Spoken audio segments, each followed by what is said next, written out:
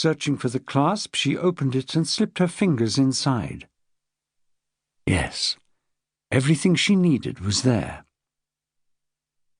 Now, with the house as silent as a tomb around her, she resumed her descent of the stairs, reaching the empty hall below with its echoing paved floor, and then crossing it on tiptoe, padding softly as a cat.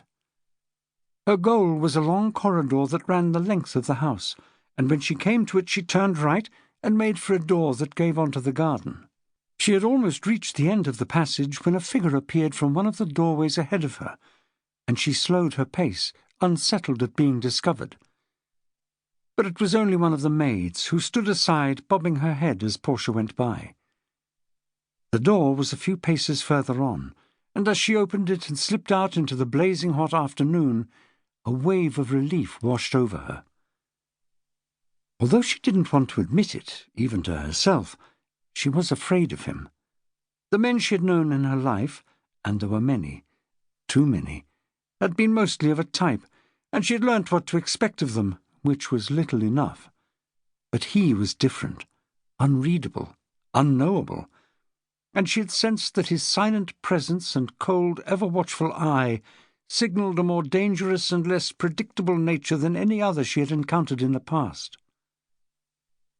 The door she had come through gave onto a path that stretched the length of the garden.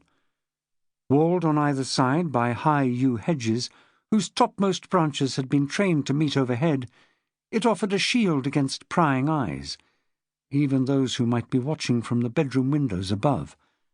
And once she had entered the long, cool tunnel, she was able to relax and focus her mind on the business ahead. She was already a good 10 minutes late for her appointment. Deliberately so. She would not be the one kept waiting. And when she came to a wooden gate in the high brick wall at the bottom of the garden, and saw a party of a dozen or more people, both men and women, strolling along a path that crossed the expanse of common land beyond it, she paused and waited, while they made their slow way towards the tree-covered knoll which was visible from the terrace of the house behind her, and which she had been told bore the name of Holly Hill. She assumed that the casually dressed group were hop-pickers. The harvest was in full swing, and driving down from London the day before, she had seen the fields surrounding the village busy with pickers. But since today was Sunday, she knew they wouldn't be working, and didn't want the rendezvous to which she was heading disturbed by passers-by. As soon as the last of the party had disappeared into the wood, she went through the gate and made her way swiftly across the field on a path less trodden than the one they had used.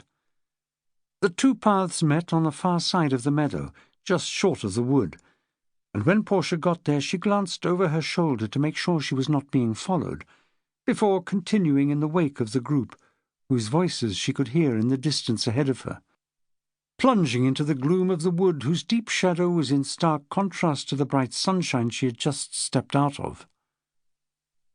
She was treading unfamiliar ground.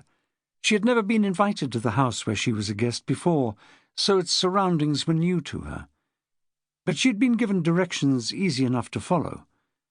Some way into the wood, near the top of the slight rise she was ascending now, was the ruin of an old hermit's hut. It was situated a little way off the path, but easy to spot. They were to meet there. As she neared the top of the knoll, she began to scan the surrounding trees, and presently caught sight of the stone structure.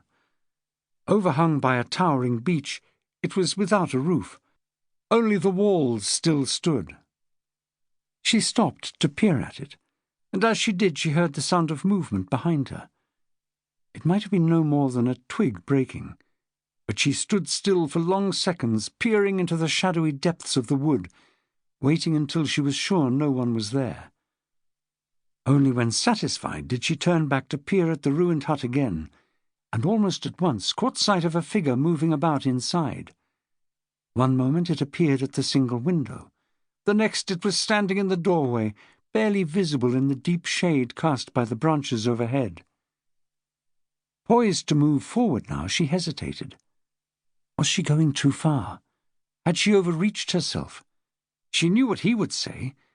It was why she had kept it a secret from him. Still, she felt a tremor of doubt, and for a moment her nerve faltered.